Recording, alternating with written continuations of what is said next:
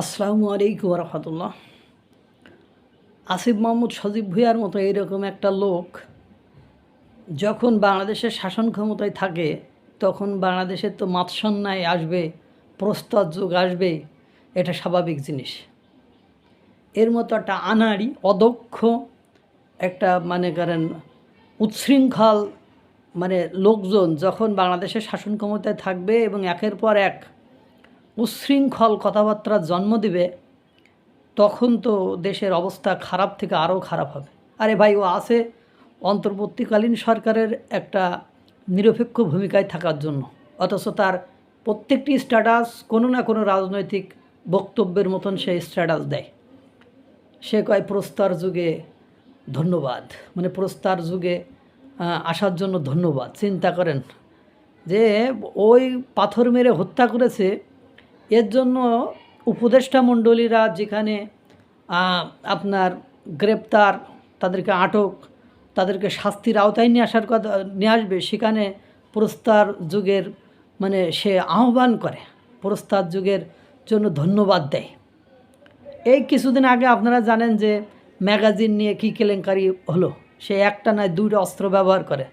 তখন সে একজনের বক্তব্যে বলল যে বাংলাদেশে আপনার পিস্তল কেন, মিসাইল নিয়ে ঘুরলেও নিরাপত্তা নেই। তাই বাট তোদেরকে রাখছি কি নিরাপত্তার জন্য না?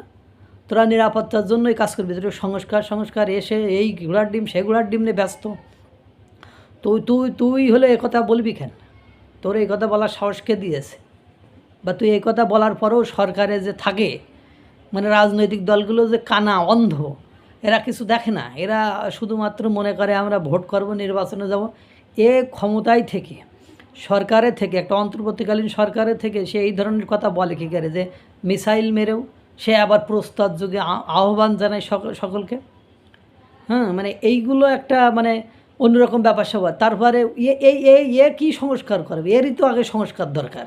এরই তো আগে ওই সরকার থেকে নামিয়ে এরই আগে দুদকের তদন্ত করে ওরই আগে সংস্কার দরকার। কারণ বাপের ঠিকাদারি লাইসেন্স দেয়, বাপ 10 লাখ টাকা মসজিদে দিতে চায়, ওর এপিএস 200-300 কোটি টাকা, ও পিএস 200-300 কোটি টাকা, তার আবার ওই ফাঁসায় 20 কোটি টাকা বদলি বাণিজ্যের জন্য, আরও কত কিছু করেছে। জুলকারনাইন সাহিত্য সে কথা বলছে যে তুই ক্ষমতাচ্যুত হলে তুই বা তোর যখন এখন তো সিসি ফুটেজ যেটা ফাঁসা হচ্ছে তার এই অবস্থা, সিসিটিভি বাইরে যেটা ফাঁসবে তখন তুই কি করবি, কি বলবি, সেটা নিয়ে ইয়ানফসি করতে থাক।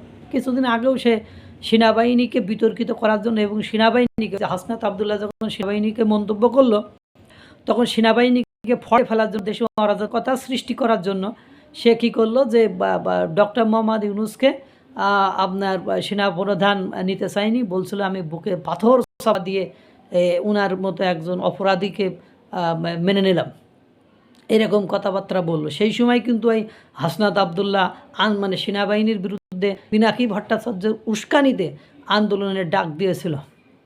এরপরে আপনারা দেখেন যে ঢাকা দক্ষিণ সিটি কর্পোরেশনের মেয়রের বিষয়টা নিয়ে কি হলো।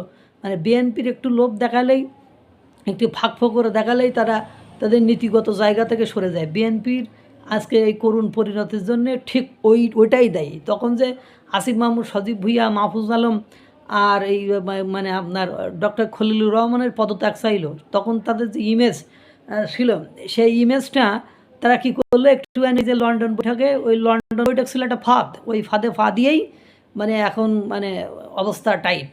প্রস্তার যুগ, এ যুগ সে যুগ, বিএনপির রাজনীতির এমনি করেই মেরি দেবে, বোঝে না এখন কথা। হলে এরা যে কী খেয়েই রাজনীতি করে, এদের একটু ওই যে ফ্ল্যাটের চাবি ফাটাইলে, এরা বসুন্ধরার বাড়ির চাবি ফাটাইলে উপদেষ্টা দিয়ে এরা খুশি হয়ে যায়।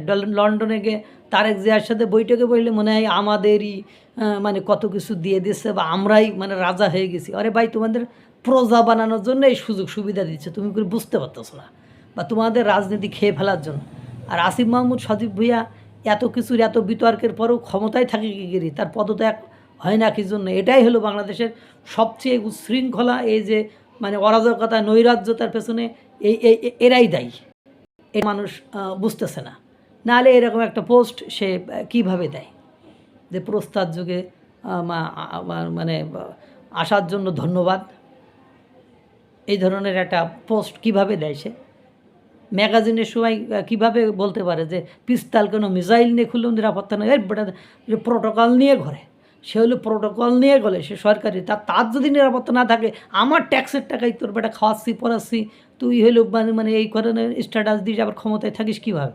এই কথা তো বলার লোক নেই, সব আছে কি ঘোড়ার ডিম না, আমি এটাই বুঝি না। আল্লাহ তাআলা সকলকে ভালো রাখুক, সুস্থ রাখুক। আসসালামু আলাইকুম ওয়া রাহমাতুল্লাহ।